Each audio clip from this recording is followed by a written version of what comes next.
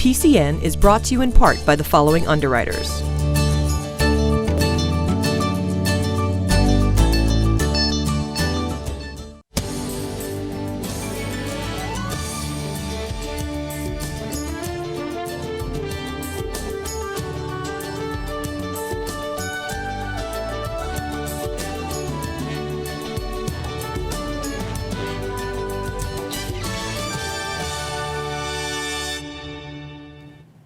Welcome to PCN, local stories from Kingston, Duxbury, Pembroke, and Plymouth.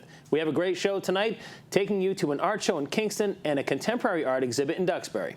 We also meet a Pembroke resident who was honored with an Unsung Hero Award, and we'll learn how the herring count went within the Jones River. Local Eats is back with some summer fare on Plymouth's waterfront, and Town Talk brings Duxbury's town manager to the set. It's a full show, and we begin with a historic painting restoration project that is just completed at the Pilgrim Hall Museum.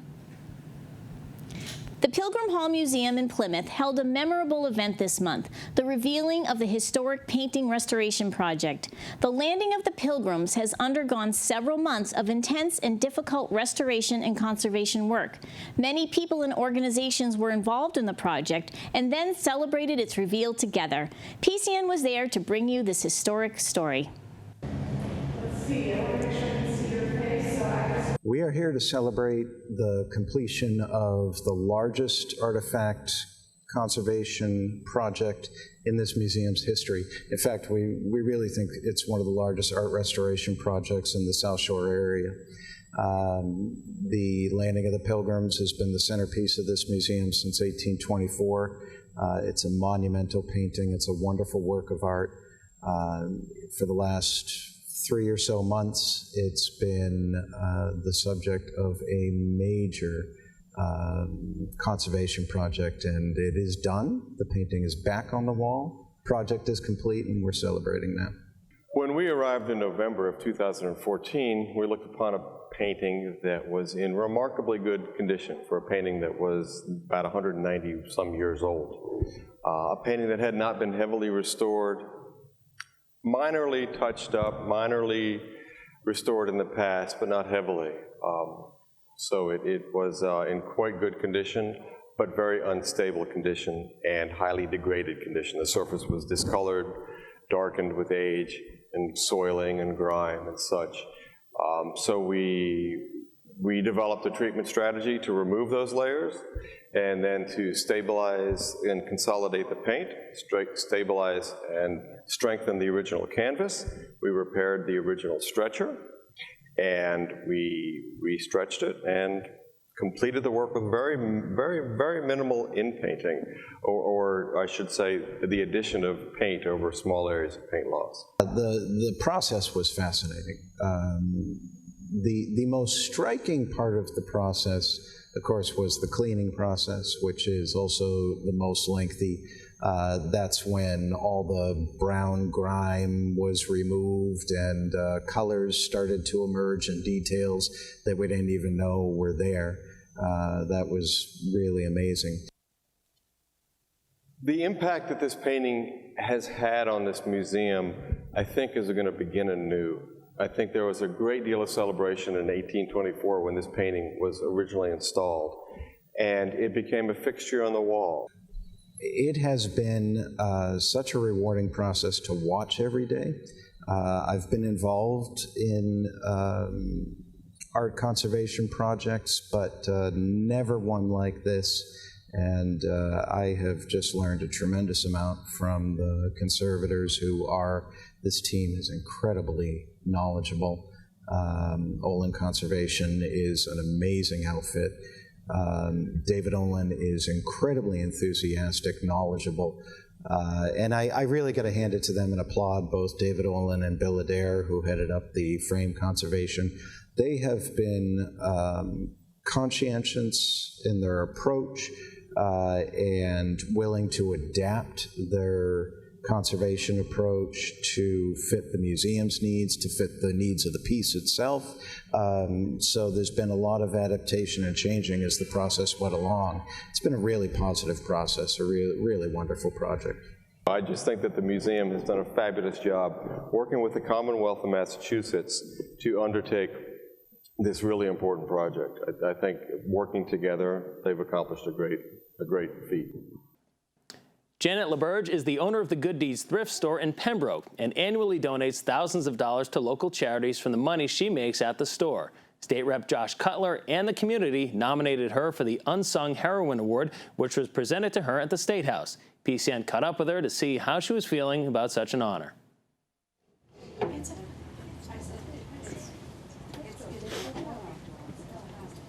So the Unsung Heroine Award is something we do annually at the State House to pick women from all around the Commonwealth who've contributed to our community in countless ways. The slogan is, they make the difference, but not necessarily the news. And when I was asked to pick someone from my district, I mean, obviously there's a lot of folks in our community that make a tremendous amount of difference in all different ways. But Janet just came to mind immediately, just her generosity of spirit. I've gotten to know her over the last few years and what she does here in the store and the community, and it's really remarkable. And again, she has a great team behind her, but it's her guiding force that has made this a reality. And so, I felt like she was really a deserving choice. I just want to, acknowledge my counterpart, Senator DiMacedo, and I are very proud to have someone like Janet come up in the State House and to represent her and have her among all these distinguished group of women. It made us proud as well. It was actually very nice to receive. It was an honor to receive such an award. And when we were at the State House yesterday, it was wonderful to be surrounded by so many wonderful women doing great things in the community. Well, I started my career as a social worker, and I did that for 20 years. So during that time, I saw a lot of people that had a lot less than everybody else, and that just kind of set my foundation for how we ought to be in the world. And having run this business for about 11 years now, it's a great business, we do well, and I look at things that we should just share what we have with other people. So it's always been something that I think is important to do, and that's just how I want to be. Something you come in and something's all messed up, you clean it out, it looks nice at the end, people are very happy with you, they pay you and you're done. So it's very rewarding. I'm a visual person, so it's a really rewarding kind of thing. So I started doing that, liked it, it's worked out great, and just early on was giving things away as best I could because I wanted to make sure everything found a home.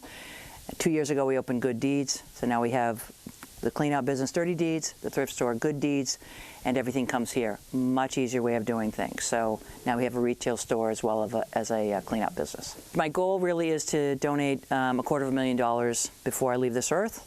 We've donated about $40,000 so far, so we're well on the way. But that's really my goal, and growing this business, getting this business to be a community spot where people come in and feel comfortable and welcome, having a business that is all about paying it forward. That's where I see my future, and once I hit the $250,000 mark, I hope to have sold the business and be sitting on a beach in St. Thomas. That's my end game. As I think if you asked most people why are they successful, some of it is some good luck, most of it's hard work, but what I've learned along the way really is that the key to success is surrounding yourself with good people and people that work hard for you and they're loyal to your team and do what they say they're going to do. And to that end, I thank all my team here at Good Deeds, the girls that work here, my guys that work on the truck. Every single day, I get people who send me compliments, send me emails about how hard people work, how great their experience was with our company. So it takes more than just me to make this rock and roll, and that's I'm very appreciative for the team that I have around me. There are many fine artists in our region, and some can be found at the Kingston Council on Aging. The COA held their annual Senior Art Show, and PCN stopped in to capture some of the talent. We're having a gathering and an exhibit for people to come and see, and after painting the past few months, we thought we'd show our paintings off. The town hall tries to get some of our paintings over there for a while, and some of them have had exhibits at the library. I started painting 4 years ago. One of the other ladies here is a friend of mine, and she told me about it. I've never painted before or drawn or anything, and found a photograph and thought I'd try and paint it, and I've been painting for 4 years, and I really do like it. It's fun. I've actually had a showing at the library on my paintings, and some of us here do put our paintings in the Art Center in Plymouth. The first one I ever put in there, I sold to a guy from Canada, and I thought, okay, I'm on my way. But I haven't sold too many since. But that was exciting. So it's a real fun class, and everybody's really nice, and we have a good time. Today we're all gathered to show people at the luncheon our artwork. This is our one chance of a year to shine. Well, I'm happy with the group. And in one way, too, I don't paint too much myself now. I do stained glass windows. I design and make stained glass windows. And but it releases some of my artistic feelings, because as I work with them, I suggest different things. So it's, you know, I don't feel like I'm missing out on painting because I'm with them. I hadn't done much art since college and my younger years. My mother was an artist her whole life, and we always painted. And Violet is a wonderful teacher. She is just so perceptive. She has an eye. She can look at your painting and with a few words tell you exactly how to bring it in line and to bring out the best. And she never touches your work, but her perception is just uncanny.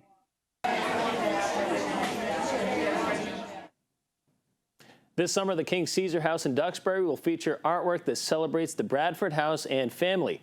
The Duxbury Rural and Historical Society commissioned several artists from the South Shore to take a guided tour of the house and then submit their interpretation through paint, sculpture, or whatever artistic medium struck them. We popped in while they were setting up. The Duxbury Rural and Historical Society will be hosting an art exhibit entitled Reimagining Bradford. The show will feature several local artists commissioned to submit their interpretation of the Bradford House. The Reimagining Bradford exhibit will be here at the King Caesar House in Duxbury. The show starts in late June and runs until late August. Right now, we'll head inside the studio and see how preparation is going. This particular exhibit is a new concept, a new idea for the Historical Society. We haven't done anything like this in the past. Traditionally, we've done artifact-based exhibits, parts of the collection that we've been able to pull out and research and explain and present to the public. This in particular is a completely new concept. We are inviting artists in versus using what we already have. And also we're moving away from traditional historical artifacts, objects, to artwork, which is a great way of understanding and experience a historical house. Jessie Fries is one of the local artists who was helping set up while we were there. Her submission took over 100 hours to produce, so she was able to explain it in great detail. And it's a quilt design, even though it's a painting, of the father in his ship, the brigantine ship, the Mercury. So I incorporated that in the centerpiece. And then the four daughters, who were Maria, Lucia, Elizabeth, and Charlotte, are very important figures to me, because each of them were very independent. They had grand ideas. I think that they weren't afraid to be free thinkers and do their thing.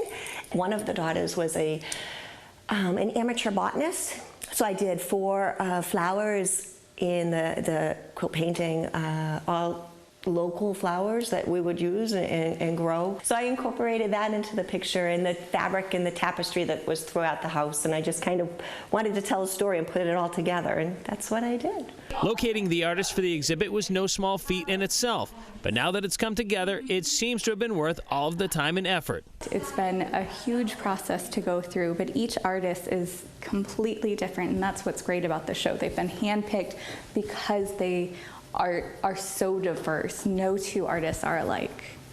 At the King Caesar House in Duxbury, I'm Brian Sullivan, PACTV Community News. After a full season of counting river herring, the numbers are in. While the population does appear to be on the increase, there's still a long road ahead. We stopped in at the Jones River Potluck Dinner to talk with the people who study this important data. Every other Friday night during the summertime at 6 p.m., the folks at the Jones River Landing host a potluck dinner. So why not every week? That's because every other week coincides with the tide chart, so that people can put their canoes, kayaks, and boats in the water. So who knows, I might even take a canoe out on the Jones River. In the meantime, we'll take a look at what's on the grills, and we might even talk about the new numbers on the herring count. Actually, the real reason we were there was to get the update on the herring count. I just checked out the grills as an excuse to get some free food. Alex Mansfield, the Ecology Program Director for the Jones River Watershed Association, was on hand to give us the details. River herring numbers had dropped way down in the early 2000s. We're looking at a rebound now that is encouraging, but pretty small still. In the Jones River this year, we've come up from what it had been around 2005 and 2006 by a few thousand fish. Certainly encouraging, but by no means what the historical numbers had been. So we've kind of flatlined over the past 5 or 6 years at a number that is up from the real lows around 2006, but still a long ways to go. The river herring have always been a big part of the local ecology, environment, and economy. But due to environmental conditions and overfishing, they've seen a dramatic drop in population. So much so that in the early 2000s, people started taking notice. Now there's a moratorium on fishing them in nearly every state on the eastern seaboard. We're in a period of serious concern, and so this moratorium's in place, and so the population trends that we're looking at now in our counts are really important to see how those stocks are rebounding. And in case you're wondering who's lucky enough to count the herring, it's an all-volunteer staff, several of whom were at the gathering that night. When it's drizzly in April and it's 50 degrees and the fish aren't in yet and you don't see them yet and that data point is a 0, it can be frustrating, and we really have a huge group of committed volunteers, about 50 volunteers this year that helped us out, that we can't say enough about how helpful that is. In Kingston, I'm Brian Sullivan, PACTV Community News. Our Local Eat segment brings us to a busy waterfront in Plymouth Bay for a summer destination. Summer in the city? Absolutely not. If you're from the South Shore, you know there's only one place to be in the summer, and that's on the waterfront. Whether it's in a boat or on the beach, sipping something lovely at an outdoor cafe, or listening to some fantastic live local music, the waterfront is the place you want to be. Welcome to Local Eats, and today we are at a Plymouth restaurant that brings us that fun summer vibe year-round. Welcome to the Waterfront Bar and Grill.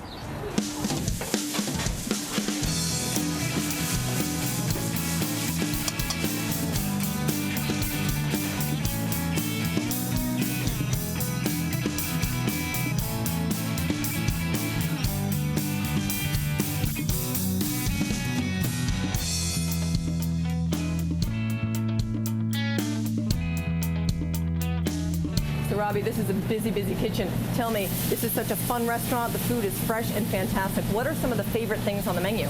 Well, we have the lobster roll, which is sweet chunks of lobster in a toasted buttered roll with just a hint of mayonnaise, a little salt and pepper.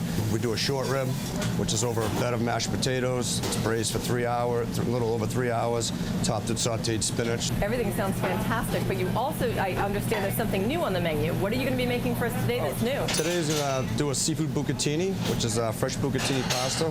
First, we sauteed scallops, lobster, and shrimp in a herb cream sauce, and served with spinach and cherry tomatoes, and served over fresh bucatini pasta. Well, I'm an Italian girl, so you know I am going to be loving that. So I'm going to get out of your way so you can make these amazing dishes, and I'm looking forward to trying them upstairs. Thank you so much. So John, you're the general manager here at the Waterfront Bar and Grill. Yep. Tell me, this food is amazing. Tell me a little bit about your concept behind your restaurant. Well, our concept here is fun, fresh, and affordable. Fun is we have something going on here every night, 7 nights a week. We have some sort of entertainment, from trivia to a DJ to a couple of acoustic acts or a full live band. Fresh. Our ingredients that we use here are all fresh ingredients. We're a scratch kitchen.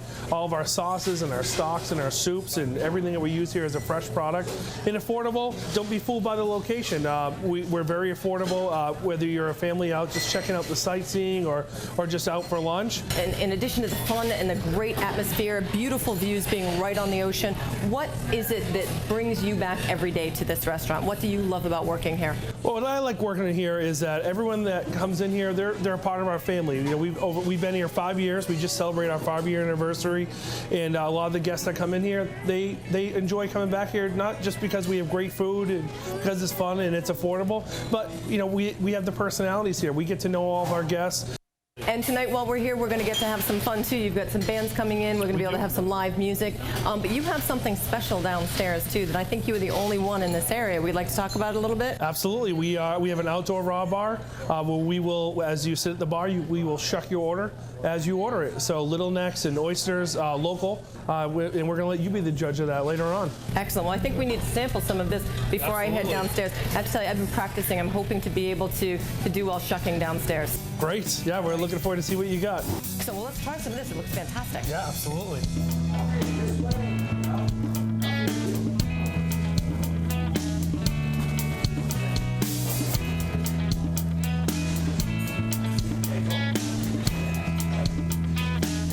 Okay, I am now at the Raw Bar with my new friend Johnny, who has promised me he's going to teach me how to shuck oysters. But first, I have a question. I get confused if I go to a Raw Bar. You see so many different types of oysters, and they advertise them from different places. Are there differences? Yes, there are. The big thing about oysters is where they're grown, in ocean they're grown in salinity in the water, how they're grown, how long it takes for them to grow, length, size, differences in taste and looks. So you have me correctly outfitted. Yes, I am do. ready to go, and I'm dying to learn how to shuck oysters. Good. We ready? Let's do it. Let's do it. Let's Excellent. do it. So we got our crushed ice here. We're going to start. We're going to do some Duxbury oysters right now. All right. And you see these ones are nice and thick. Big belly on them. All right. So what you want to do is you want to get that knife right in that point right there. It's right in the hinge in the back. Right in the hinge right there, yep. Little twist of the wrist right there. Go across the top. And then right here is the abductor muscle. You want to scoop that, and then we give it this little flip, making sure it looks nice and meaty, nice and appetizing for the customer. You make it look so easy. Ta-da! I've set up my first Raw Bar. Well, Johnny, after all this hard work, I think it's time for us to have an oyster, and then I'm heading to the other side of the bar for a drink. Cheers. Cheers, thank you. No problem. What better way to end the night with new friends, Cliff and Alex, some lovely cocktails, some fantastic local music with Hitch and Charlie. From the Waterfront Bar and Grill, I'm Donna Rodriguez for Local Eats.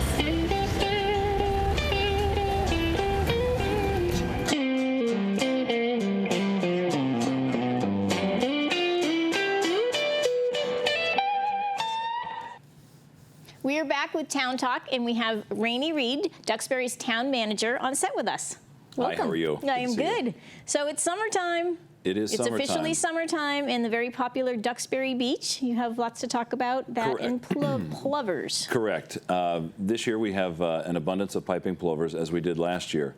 Last year we had 26 pair with nests on the beach. This year we have 25. Wow. Last year they were clustered in more smaller amounts in separate areas, but this year they seem to be up and down the beach from north to south. And as a result, of the 11,000 linear feet that we have available to us, right now we're restricted down to 800 linear feet. So that means that's a big difference for a lot of people. Normally we can have a capacity of 500 cars out there, and what we do is, pursuant to the beach management plan, is we allow 250 residents and 250 non-residents. Okay. And it's Cars. Cars, Okay. yes. Vehicles, I should explain that, thank you. And it's based on a first-come, first-served basis, so the earlier you get there, the greater your chances of getting on the beach.